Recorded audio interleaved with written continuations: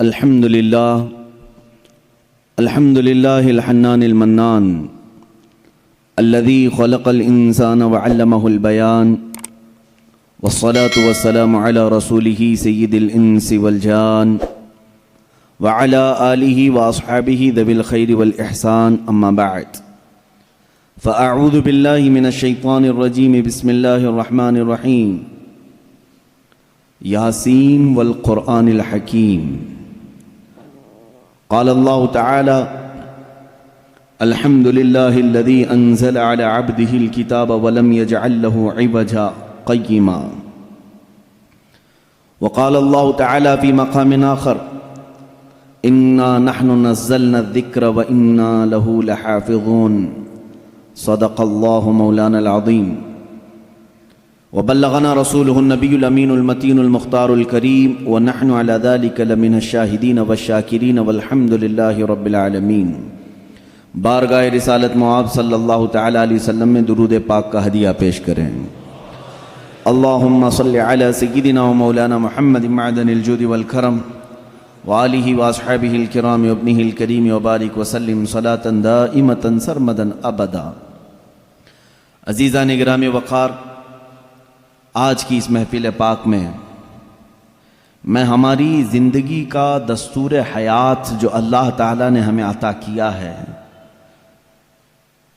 ایک لا بلکہ ایک پوری مکمل زندگی کا ضابطہ، جسے ہم قرآن عظیم کہتے ہیں، اسی مکمل ضابطۂ حیات اور اس دستور حیات والی کتاب کے متعلق کچھ باتیں عرض کرنے کی کوشش کروں گا۔ ظاہر سی بات ہے، دنیا میں جو بھی چیز ہے اس کے استعمال کے طریقے بنانے والا خود ہی بتاتا ہے۔ کوئی بھی مشین اگر بنتی ہے تو اس کے ساتھ ایک بکلیٹ ہوتی ہے کہ اس کے استعمال کرنے کے طریقے کیا ہیں۔ آپ کوئی بھی گاڑی خرید کر کے لائیں تو اس میں بھی لکھا جاتا ہے کہ اس کے فنکشنز کیا کیا ہیں، فیچرز کیا کیا ہیں۔ تو ہر مشین اور ہر آلے کے استعمال کرنے کی چیزیں بنانے والا خود اس کے ساتھ دے دیتا ہے۔ اسی طرح میرے عزیزو، تمام جہاں کے انسانوں کو پیدا کرنے والے خالق نے انسان کی پیدائش سے لے کر موت تک کیسے جینا چاہیے، کیسے رہنا چاہیے، اس کے لیے جو ضابطہ بنایا ہے وہ قرآن بنا کر نازل فرمایا ہے۔ ہماری زندگی کا مکمل دستور اس میں لکھا گیا ہے۔ یہ اور بات ہے کہ قرآن سے آج خود ہماری امت بہت پیچھے جا رہی ہے۔ یاد رکھنا ایک بات، اقبال نے کہا تھا، گر خواہی مسلمان زیستن نیست ممکن جز بقرآن زیستن۔ اگر تم چاہتے ہو کہ مسلمان ہو کر کے جیو تو یہ بات ممکن ہی نہیں ہے کہ قرآن چھوڑ کر کے جی سکو۔ قرآن کے بغیر تمہاری زندگی ہی نہیں ہے، تمہارا وجود ہی نہیں ہے۔ یوں سمجھ لیں کہ جتنا زندہ رہنے کے لیے ہوا پانی کھانے کی ضرورت ہے، اسی طرح تمہارے ایمان اور اسلام کے زندہ رہنے کے لیے قرآن اتنا ہی ضروری ہے۔ بنا قرآن کے تمہاری زندگی نہیں۔ قرآن ایک ضابطۂ حیات صرف مسلمانوں کے لیے نہیں، اگر لوگوں کی تعصب کی عینک نکل جائے تو میں کہتا ہوں یہ سارے جہاں کے انسانوں کے لیے ضابطۂ حیات ہے، پورے دنیا کے انسانوں کے لیے، چاہے وہ آج کسی بھی دین سے تعلق رکھتے ہوں، ان سب کے لیے قرآن ضابطۂ حیات ہے۔ قرآن بتاتا ہے جینے کے سلیقے کیا ہیں، کون سی چیز تمہارے جسم کو فائدہ پہنچا سکتی ہے، کون سی چیز نقصان پہنچا سکتی ہے۔ اب میں آپ کو بتاؤں، گاڑی کسی نے بنایا اور آ کر کے آپ مجھ سے سوال کر رہے ہیں اس گاڑی میں کیا ڈالوں، میں تو آپ سے یہی کہوں گا گاڑی بنانے والے سے پوچھو، وہ زیادہ بہتر جانتا ہے۔ عزیزان گرامی، آج یہی حال ہمارا ہے۔ ہمیں پوچھنا یہ چاہیے تھا کہ میرے جسم کا نظام کون سی غذاؤں سے بہتر چلے گا، اے مولا تو ہی بتا، اس لیے کہ تو نے مجھے بنایا ہے۔ اور اللہ سے پوچھنا ہو تو قرآن کھولنا ہوگا۔ اس مولا نے بہت پہلے ہی تمہیں سارے ضابطے بیان کر دیے۔ اب ایک بات یہ بھی سمجھ کر کے چلیں، بنانے والے نے جو تمہیں ٹرمز کنڈیشن اور جو رولز ریگولیشن بتائے ہیں اس کے خلاف استعمال کرو گے تو مشین کا کیا ہونا ہے وہ سب تمہیں معلوم ہے۔ جا کر کے کار خرید کر کے لائے اور اس کے ساتھ بکلیٹ بھی ملی تھی، انہوں نے کہا تھا کمپنی والوں نے یہ کار پیٹرول سے چلتی ہے، ہو سکتا ہے آپ کے پاس پیسے زیادہ تھے، آپ نے کہا نہیں میں گھی ڈال کے چلاؤں گا، آپ نے پیٹرول کی بجائے کہا کہ نہیں میں تو مٹی کا تیل ڈالوں گا یا میٹھا تیل ڈالوں گا، کھانے والے تیل ڈالوں گا، اس گاڑی کا حشر کیا ہونا ہے وہ آپ کو معلوم ہے۔ کیوں؟ اگرچہ آپ کے دماغ میں گھی اور مہنگا ہے لیکن وہ مشین کے لیے سوٹیبل نہیں ہے۔ اسی طرح اے مسلمانوں، اے مومنوں، اللہ تبارک و تعالیٰ نے تمہارے جسم کو بنایا ہے، ایک ایک رگ کو، ایک ایک بال کو اس نے پیدا کیا ہے، وہ بہتر جانتا ہے کہ تمہارے جسم کے لیے کون سی چیز سوٹیبل ہے۔ اس کے بتائے ہوئے تعلیمات کو چھوڑ کر کے اگر تم دنیا کی سنو گے تو ظاہر سی بات ہے یہ ایسی ہی ہے جیسے بنانے والے کو چھوڑ کر کے دوسرے سب کے پاس جا رہا ہے آدمی۔ آپ سب دنیا کے اصول جانتے ہیں، پیٹ درد ہو، سر درد ہو، پیر درد ہو، کہیں پر بھی کچھ ہو جسم، تو آپ کسی کسان کے پاس بھی نہیں جاتے، انجینئر کے پاس بھی نہیں جاتے، حالانکہ کسان کھیتی باڑی بہت جانتا ہے، اسے جا کر پیٹ درد کیوں نہیں بتاتے، اسے کیوں نہیں کہتے کہ آپریشن کر دو، آپ کو معلوم ہے وہ پھوڑے سے آپریشن کرے گا۔ انجینئر کے پاس آپ نہیں جاتے اپنے جسمانی بیماریوں کو دکھانے کے لیے، اس لیے کہ آپ کو معلوم ہے امراض جسمانی سے جس کا تعلق ہے وہ ڈاکٹر ہوتا ہے، اسی سے پوچھنا چاہیے کیونکہ وہ ہمارے جسم پر ریسرچ کر چکا ہے۔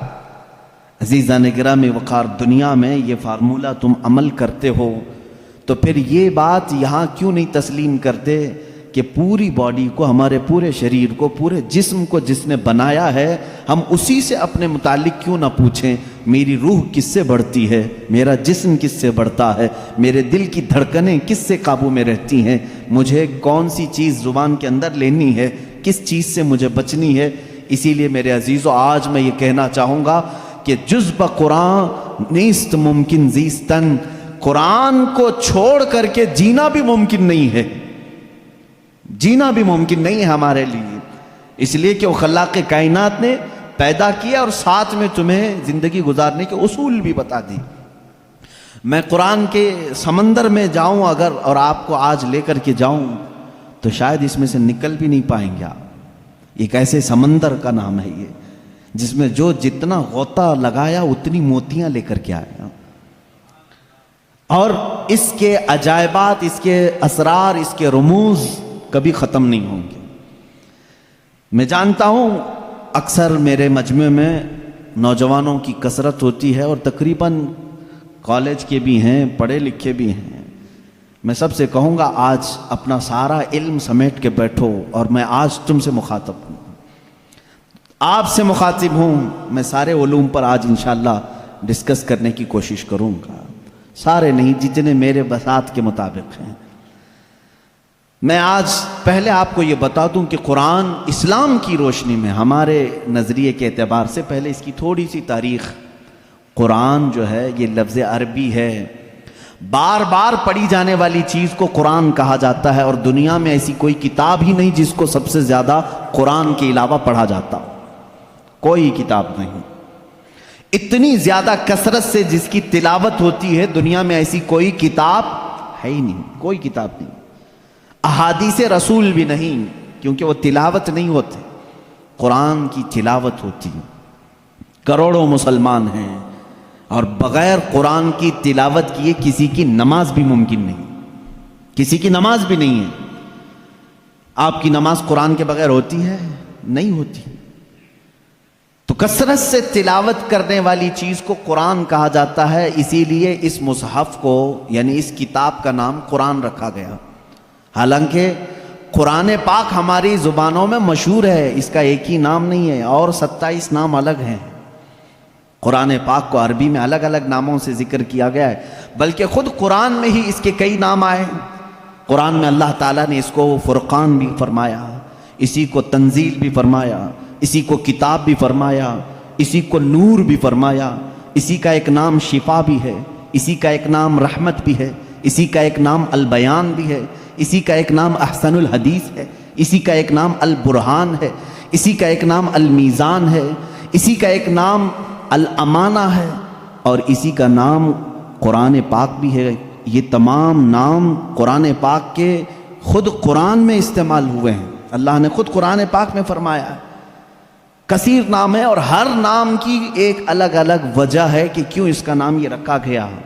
اب اندازہ کرو آپ کہ میں ایک ایک نام کی تشریح بیان کروں تو 27 دن تو اسی میں لگ جائیں گے کہ قرآن کے نام کیا کیا ہیں۔ ایک ایک نام قرآن کیوں کہا گیا، میں تو اس کی ایک مختصر وجہ بتایا نا، سب سے زیادہ پڑھی جانے والی چیز ہے، اس لیے اس کو کیا کہتے ہیں؟ قرآن۔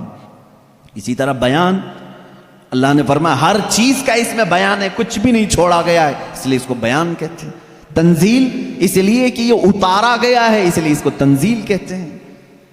احسن الحدیث ہے، سب سے اچھی بات کو کہتے ہیں عربی میں، اور قرآن سے اچھی بات کوئی ہے نہیں، اس لیے اس کا نام احسن الحدیث ہے۔ اس کا ایک نام شفا ہے، اس لیے کہ اس کی آیتیں مریضوں پر پڑھو تو شفا ملتی ہے۔ اس کا نام ہدا ہے، اس لیے کہ اس میں ہدایت کی آیتیں ہیں، بھٹکا ہوا بندہ اگر پڑھ لے تو سیدھے راستے پر آ جائے۔ اس کا نام رحمت ہے، اس لیے کہ غم میں اگر کبھی بندہ اس کو پڑھ لے، بلکہ حضور اکرم صلی اللہ علیہ وسلم نے فرمایا اپنی میتوں پر سورہ یاسین پڑھو، ان پر رحمت ہوتی ہے۔ تو قرآن کا نام رحمت بھی ہے۔ اسی لیے قرآن کے اسماء اور قرآن کے ناموں کی تفصیل اپنا ایک الگ ٹاپک ہے، لیکن میں آپ کو بتاؤں جس قرآن کو ہم نے ترک کیا ہوا ہے آج، اے میرے عزیز بچوں، آج کی محفل کے بعد میں سب سے کہوں گا عہد کر کے اٹھنا کہ اے اللہ مجھے اس وقت تک موت نہ دے جب تک میرے سینے میں قرآن کا کوئی حصہ نہ آ جائے۔ اس لیے کہ رسول کریم صلی اللہ علیہ وسلم نے فرمایا جس مسلمان کے سینے میں قرآن کا کوئی حصہ نہیں، حضور پاک صلی اللہ تعالیٰ علیہ وسلم نے فرمایا وہ قبرستان کی طرح ویران ہے۔ جس گھر میں قرآن کی تلاوت نہیں ہوتی وہ گھر ویران ہے، خراب۔ حضور اکرم صلی اللہ علیہ وسلم نے فرمایا وہاں سے فرشتوں کی دوری ہوتی ہے، اور شیاطین اور سرکش جنات ان کے گھروں میں بسیرا کرنے لگتے ہیں جن گھروں میں قرآن کی تلاوت نہیں ہوتی۔ قرآن کا ایک حصے سے مراد چند آیتیں، چند سورتیں بھی اگر تمہیں یاد ہیں، انشاءاللہ العزیز آپ اس کی فضیلت کے ساتھ قیامت کے دن شفاعت کے مستحق بھی ہوں گے۔ قرآن کا تھوڑا حصہ بھی اگر تمہارے سینے میں موجود ہے، اس لیے کہ اللہ کے حبیب صلی اللہ تعالیٰ علیہ وسلم سے صحابہ اکرام نے فرمایا، عرض کیا آقا دنیا سے جانے کے وقت سب سے اچھی چیز کیا لے کر کے جائیں اس دنیا میں؟ حضور پاک صلی اللہ علیہ وسلم نے فرمایا رب تعالیٰ کے نزدیک وہ بندہ دنیا میں لانے والی چیزوں میں سب سے بہتر ہے جو قرآن اپنے ساتھ لایا ہو۔ قرآن اپنے ساتھ لایا ہو مطلب کیا ہے؟ قبر میں یہ لکھا ہوا قرآن رکھ دیا آپ نے اور یہ سوچا کہ ہماری میت قرآن لے کر جا رہی ہے۔ میاں قرآن یہ ورقی قرآن نہیں کہہ رہا ہوں میں، قرآن وہ نفس قرآن جو لوح محفوظ میں ہے اور تمہارے دلوں میں اترا ہوا ہے، اس قرآن کی بات کر رہا ہوں۔ وہ قرآن جس نے بھی اپنے سینے میں رکھا اور اللہ کی بارگاہ میں گیا، اس کی سفارش قرآن کی مردود نہیں ہوتی۔ رسول کریم صلی اللہ تعالیٰ علیہ وسلم فرماتے ہیں دو چیزیں تمہارے عمل میں سے، تمہارے عمل جتنے بھی ہیں دنیا میں، جیسے نماز، روزہ، حج، زکوٰۃ، خیرات، صدقات، یہ سب جو اعمال ہیں، ان سارے اعمال میں سے دو عمل ایسے ہیں حضور پاک صلی اللہ علیہ وسلم فرماتے ہیں وہ قیامت کے دن ان کو اللہ تعالیٰ شکل دے گا، انسانوں جیسی ایک شکل، اور وہ اپنے ساتھی کی سفارش کرنے کے لیے جھگڑا کریں گے۔ وہ آئیں گے سفارش کے لیے، پوچھا گیا وہ کون سی ہیں؟ کہا ایک روزہ رمضان، اللہ تعالیٰ اس کو شکل دے گا، اور دوسرا قرآن، اس کو بھی شکل دی جائے گی۔ حضور اکرم صلی اللہ تعالیٰ علیہ وسلم نے فرمایا جس کے حق میں یہ دونوں نے سفارش کر دی اس پر جنت واجب ہو گئی، اور جس کے خلاف آ کر کے یہ دونوں کھڑے ہو گئے، میرے آقا صلی اللہ علیہ وسلم فرماتے ہیں پھر اس پر دوزخ میں جانا لازم ہو جائے گا۔ اگر یہ دونوں آ کر کھڑے ہو گئے کسی کے خلاف، قرآن اور رمضان. رمضان کہے گا کہ مولا میں اس کے گھر جاتا تھا، اس نے بے حرمتی کی ہے، میری بے عزتی کی ہے. میں جب جاتا تھا تو یہ بے حیائیاں ویسے ہی کرتا تھا، میرا ادب و احترام کبھی نہیں کیا اس نے. اگر رمضان ہمارے خلاف کھڑا ہو گیا اور قرآن اگر یہ کہہ دیا کہ مولا کبھی اس نے مجھے اپنے سینے سے نہیں لگایا، کبھی میری آیتیں تلاوت نہیں کیا، اس کو آج معاف نہ کیا جائے، رب تعالیٰ ان دونوں کی سفارش اس حق میں بھی قبول کرے گا اور دوزخ میں بھیجے گا. اللہ کے رسول صلی اللہ تعالیٰ علیہ وسلم جو سید المعصومین ہیں، بخشے ہوئے ہیں، وہ دعا یہ کرتے تھے، اللہم اجعل القرآن حجتا لنا لا حجتا علینا. اے اللہ قرآن کو قیامت کے دن ہمارا سفارشی بنا، ہمارے خلاف مقدمہ کرنے والا نہ بنا. اندازہ کرو رسول کریم صلی اللہ تعالیٰ علیہ وسلم جب یہ دعا فرماتے تھے، اس قرآن کو تم ہلکا نہ سمجھو. اے مسلمانوں، سوچنے کی بات ہے، تمہارے پاس 1000 کتابیں نہیں ہیں، ایک ہی قرآن ہے جس سے ساری امت کو جوڑا گیا ہے. اور حد تو یہ بھی ہے، اسلام میں اسلام کے نام پر 70 سے زیادہ فرقے بنے، بہت فرقے بنے. ہر صدی میں کچھ نہ کچھ فرقے جنم لیتے رہے اور مرتے بھی رہے. آج بھی ہیں 70 سے زیادہ فرقے پائے جاتے ہیں، بلکہ خود شیعوں میں 70 فرقے ہیں، خوارج میں الگ فرقے ہیں، ان کے علاوہ اور دوسرے فرقے جیسے قادیانی ہیں، بدعقیدہ ہیں، جو اسلام کی کچھ نہ کچھ بنیادی چیزوں سے انحراف کرتے ہیں. لیکن میں آپ کو بتاؤں، تقریباً جتنے اسلامی فرقے ہیں سب کا اتفاق ہے کہ قرآن یہی ہے، کوئی اور نہیں. یہ 30 پارے جو قرآن کے ہیں اس پر سب کا اتفاق ہے. یہ بھی قرآن کا ایک معجزہ ہے. دوسرے سارے مسئلوں میں اختلاف چل رہا ہے، لیکن قرآن کا الف لام میم سورہ فاتحہ سے شروع ہو کر والناس پہ ختم ہونے میں تقریباً سارے فرقے اس کو تسلیم کرتے ہیں. شیعوں کا ہمارا اختلاف ہے، اہل حدیث سے اختلاف ہے، دیوبندیوں سے اختلاف ہے، رافضیوں سے اختلاف ہے، قادیانیوں سے اختلاف ہے، لیکن جا کر کے سارے مکاتب فکر میں آپ دیکھیں سب کے ہاں یہی قرآن پڑھا جاتا ہے، یہی قرآن ہے. اسی لیے میں کہتا ہوں ایک قرآن ہے، لیکن اس امت نے اس کو اتنا بوجھل کیوں سمجھا ہے، اس کو اتنا بھاری کیوں سمجھا ہے، جبکہ وہ مولا اسی قرآن میں یوں فرماتا ہے، ایک بار نہیں 4 بار فرما رہا ہے، وَلَقَدْ يَسَّرْنَا الْقُرْآنَ لِلذِّكْرِ فَهَلْ مِن مُدَّكِرٍ. ہم نے قرآن کو یاد کرنے کے لیے آسان بنایا ہے، ہر کوئی یاد کرنے والا، اور وہ اتنا آسان ہے، اتنا آسان ہے. میں نے خود دیکھا ہے کہ وہ بچے جن کو ابھی سوجھ بوجھ بھی نہیں آتی، سمجھ بوجھ بھی نہیں آتی، وہ بھی جب قرآن یاد کرنے لگ جاتے ہیں تو ان کے سینوں میں قرآن اتر جاتا ہے.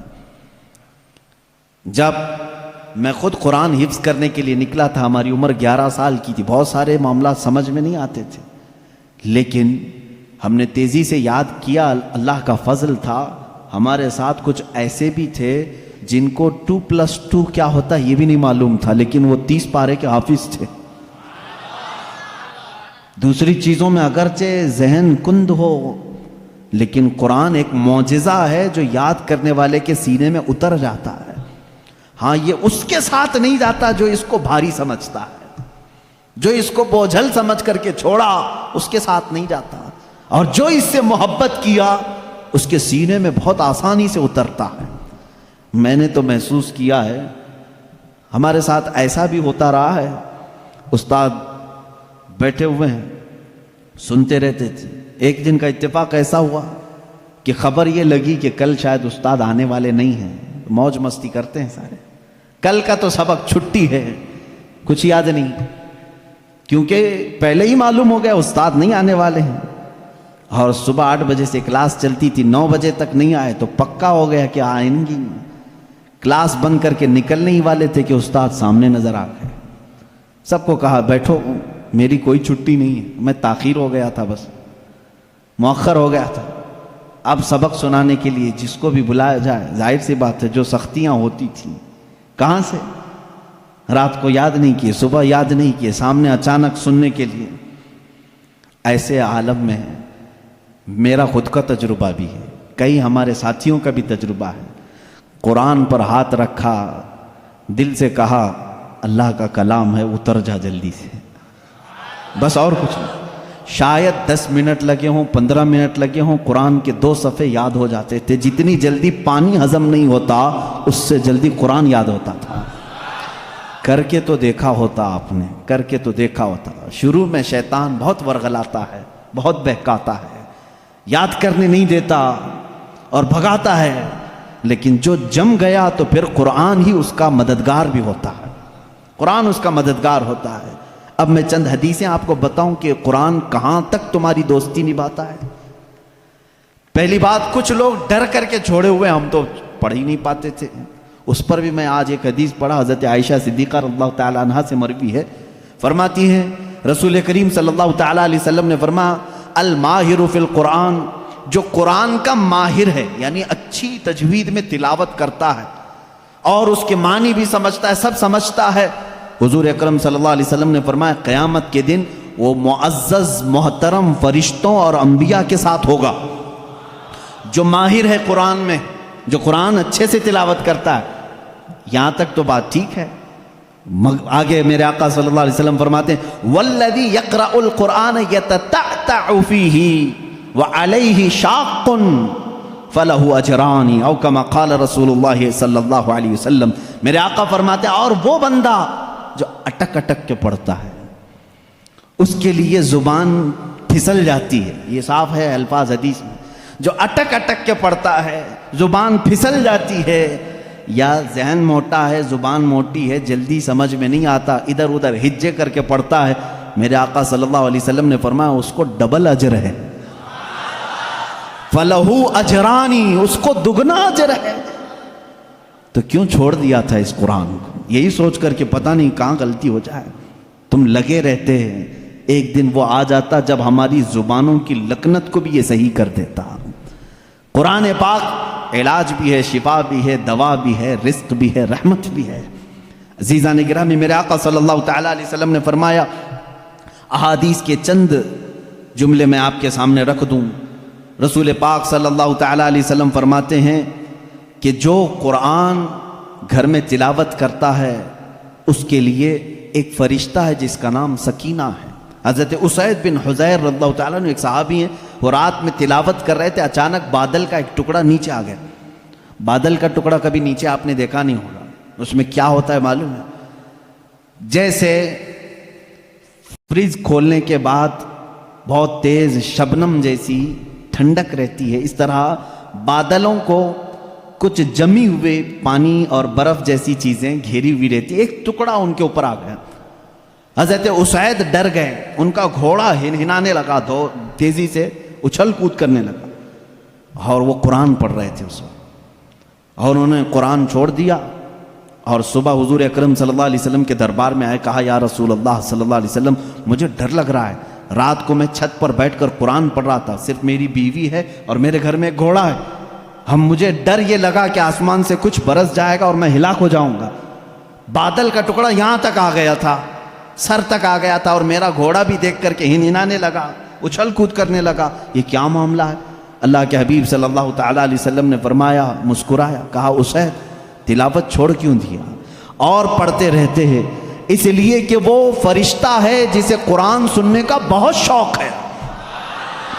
جب بھی کوئی قرآن تلاوت کرتا ہے تو آسمانوں سے اتر آتا ہے، یہاں تک کہ میرے آقا صلی اللہ علیہ وسلم نے فرمایا فجر کی نماز میں آؤ، اپنے منہ صاف کر کے آؤ، اپنے منہ کی بدبو نکال کر کے آؤ۔ پوچھا کیوں؟ فرماتے ہیں میرے آقا صلی اللہ علیہ وسلم جب تم نمازوں میں قرآن کی تلاوت کرتے ہو کچھ ایسے فرشتے ہیں وہ اپنا منہ تمہارے منہ سے لگا دیتے ہیں، تو منہ کی بدبو نہ ہو، فرشتوں کو تکلیف نہ ہو، اس لیے کہ وہ قرآن سننے کے شوقین ہیں۔ جب تم تلاوت کرتے ہو تو وہ اتر جاتے ہیں اور تمہارے منہ سے اپنا منہ لگا لیتے ہیں۔ قرآن کی یہ برکت ہے میرے عزیزوں، دوسری کتابوں کے لیے کہیں ایسی فضیلت نہیں ملتی۔ یہ تو میں دائرہ اسلام میں موجود میرے آقا صلی اللہ تعالیٰ علیہ وسلم کی بتائی ہوئی حدیثیں آپ کو پہلے بتا رہا ہوں، میں پھر دنیاوی معاملات میں بھی آؤں گا کہ قرآن کہاں کہاں ہماری رہنمائی کرتا ہے۔ پہلے تو ہم اپنے دائرے میں دیکھیں، ہم چھوڑے ہوئے ہیں نا اس کو۔ اقبال نے کہا تھا وہ زمانے میں معزز تھے مسلمان ہو کر، آج تم خار ہوئے ہو تاریک قرآن ہو کر، آج تم خار ہوئے ہو تاریک قرآن ہو کر، قرآن چھوڑ کر کے ہی ذلیل ہوئے ہیں، باقی اور کوئی وجہ نہیں ہے۔ اللہ تبارک و تعالیٰ نے جو مقدس چیز تمہارے لیے اتاری، پچھلی امتوں کو کبھی یہ چیز نہیں ملی، قرآن جیسی برکت کسی امت کو نہیں ملی جو امت مصطفیٰ صلی اللہ علیہ وسلم کو ملی۔ تورات آئی ہے، انجیل آئی ہے، زبور آئی ہے، سب کو معلوم ہے نا، آسمانی کتابیں آئی۔ جاؤ اے مسلمانوں، ڈھونڈ کر کے لاؤ تورات کا ایک نسخہ جو موسیٰ علیہ السلام پر اترا تھا، ڈھونڈ کر کے لے آؤ انجیل کا ایک نسخہ کہ جو عیسیٰ علیہ السلام پر اترا تھا، زبور کا ایک نسخہ لے کر کے آؤ۔ آج وہ کتابیں ناپید ہیں، اور اگر ہیں تو اس میں اختلاف۔ خود عیسائیوں کے ہاں 4 قسم کی انجیلیں پائی جاتی ہیں، یہودیوں کے ہاں تورات اولڈ ٹیسٹمنٹ میں، یونان والوں کا الگ، فلاں جگہ کے الگ، جرمنی کے الگ، UK کے الگ، امریکہ کے الگ۔ جا کر کے دیکھو گے تو ان کے نسخوں میں الگ الگ تبدیلیاں ہیں۔ زبور نام کی جو کتاب تھی داؤد علیہ السلام پر، وہ کہاں ہے؟ اس کی کتنی آیتیں غائب، کسی کو نہیں پتا۔ لیکن دنیا میں اگر خالد ہمیشہ رہنے والی کوئی کتاب ہے تو قرآن مقدس ہے۔ تم جاؤ امریکہ میں بھی تمہیں یہی قرآن ملے گا جو سورہ فاتحہ سے شروع ہو رہا ہے، عرب میں جاؤ یہی قرآن ملے گا جو والناس پہ ختم ہو رہا ہو، ہندوستان میں آؤ یہی قرآن ملے گا جس کے درمیان میں سورہ کہف ہے۔ کہیں پر بھی جاؤ قرآن اسی طرح سے آج موجود ہے۔ تمہیں ڈرنے کی ضرورت ہے، اے مسلمانوں، قرآن کہیں ضائع نہیں ہوگا، کہیں ضائع نہیں ہوگا۔ آج کچھ لوگ یہ سوچتے ہیں کہ قرآن کو ہم مٹا دیں گے، خاک مٹا دیں گے، خاک مٹا دیں گے۔ تم جیسے بہت آئے، تمہارے سے بڑے بڑے بلکہ سڑے سڑے بھی آئے، قرآن کا کچھ نہیں کر سکے، اس لیے کہ اس کے حفاظت کی ذمہ داری خود اللہ نے لی ہے۔ قرآن میں خود فرماتا ہے اِنَّا نَحْنُ نَزَّلْنَا الذِّكْرَ وَإِنَّا لَهُ لَحَافِظُونَ، ہم نے ہی قرآن کو اتارا ہے اور ہم ہی اس کی حفاظت کرنے والے ہیں۔ اب اللہ کے ذمے میں ہے، اسی لیے قرآن کی حفاظت کا ذمہ امت کو نہیں دیا گیا، ورنہ یہی حال ہوتا جیسے پہلے کی امتوں نے کیا۔ عیسائی علماء کیا کرتے تھے؟ امیروں کے لیے الگ آیتیں بتاتے تھے، غریبوں کو الگ آیتیں بتاتے تھے، پیسہ لیتے تھے، آیتیں بدل دیتے تھے۔ اگر امت کے حوالے یہ قرآن بھی چھوڑ دیا جاتا تو دنیا دار زر خرید مولوی وہ قرآن کو بھی بیچ دیتے ہیں، حکومت کو راضی کرنے کے لیے آیتیں بدل دیتے ہیں، لیکن اللہ نے امت کے حوالے نہیں رکھا، خود اپنے حفظ و امان میں رکھا ہے۔ قرآن کو کوئی بدل نہیں سکتا، لا تبدیل لکلمات اللہ، رب تعالیٰ خود فرما رہا ہے اللہ کے ایک کلمے میں بھی تبدیلی نہیں۔ خوف کس بات کا تمہیں؟ اس کی قرآن کی اتنی حفاظت کی گئی ہے کہ اس کے سارے الفاظ گن کے رکھ لیے گئے ہیں، ایک لفظ بھی اگر کم ہو گیا تو پتہ چل جائے گا یہ قرآن نہیں ہے۔ الفاظ تو دور کی بات ہے میرے عزیزو، اس کی صورتیں محفوظ ہیں، 114 صورتیں ہیں، اس میں ایک کم بھی نہیں ہوگی، زیادہ بھی نہیں ہوگی۔ ہم یہ سب محفوظ ہیں، جو عالم ہوگا، جو حافظ ہوگا، کروڑوں کی تعداد میں علماء بھی ہیں، وہ سب کو معلوم ہے، یعنی قرآن کی یہ باتیں جاننے والے علماء کی بات کر رہا ہوں، سب کو معلوم ہے کہ قرآن میں 114 صورتیں ہیں، 540 رکوع ہیں۔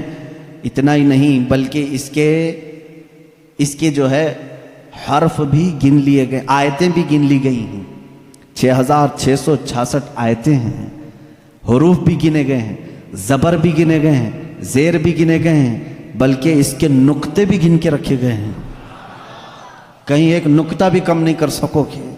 اس قرآن کی اتنی جو حفاظت ہے، آج میں آپ کو بتاؤں، کبھی کسی نان مسلم کے پاس جاؤ اور اگر وہ تم سے یہ سوال کرے تو مسلمان ہے، اسلام ہی سچا دھرم ہے، کیا تمہارے پاس پروف ہے اس چیز کا؟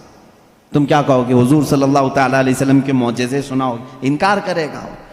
میرے آقا صلی اللہ تعالیٰ علیہ وسلم نے چاند کے 2 ٹکڑے فرمائے، سورج کو پلٹا دیا، بہت سارے معجزے ہیں، وہ کہے گا میں نہیں مانتا ان چیزوں، وہ اس زمانے میں تھے، میں کہاں دیکھا ہوں۔ اگر تم اس کے سامنے اسلام کی عظیم فتوحات کو دکھاؤ گے، وہ کہے گا میں نہیں مانتا، یہ سب کہانیاں ہوں گی، ہمارے بھی بھگوانوں کے ذکر اس طرح سے کیے گئے ہیں، اسی طرح کی باتیں ہمارے پاس بھی موجود ہیں، ہر کوئی کہے گا۔ تمہارے پاس اگر اپنے حق ہونے کی کوئی علامت آج بھی موجود ہے تو صرف قرآن پاک ہے۔ اسے کہو میرے سچے مذہب پر اور اچھے مذہب پر قائم ہونے کی سب سے بڑی دلیل، سب سے بڑا پروف قرآن ہے۔ لا کر کے دکھاؤ اس طرح کی کوئی دوسری کتاب کسی کے پاس ہو۔ کم سے کم 1400 سال سے جو محفوظ چلی آ رہی ہے دنیا میں، کسی لیبارٹری میں بھی، کسی لائبریری میں بھی اتنی پرانی کوئی کتاب آج محفوظ موجود ہے ہی نہیں۔ یہ میری بات نہیں، ساری دنیا کا جو دوسرے ریلیجن سے تعلق رکھتے ہیں ان کا بھی یہی قول ہے کہ قرآن سے زیادہ محفوظ اس دنیا میں اب کوئی چیز نہیں رہ گئی۔ اس کی حفاظت کو اللہ نے اس طرح سے ترتیب دے کر فرمایا ہے کہ مسلمان اپنے بچوں کو حافظ قرآن بناتے ہیں اور اس کی حفاظت میں لگے ہوئے ہیں۔ اللہ تعالیٰ نے سینوں کو چنا ہوا ہے اس قرآن کی حفاظت کے لیے۔